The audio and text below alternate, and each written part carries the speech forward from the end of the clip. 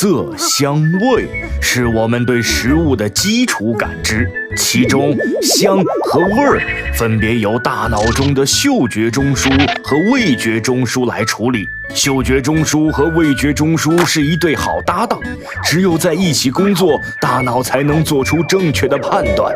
一旦我们感冒了，嗅觉不灵，嗅觉中枢收不到信号，味觉中枢也会不高兴，大脑也因此无法辨别正常的美味。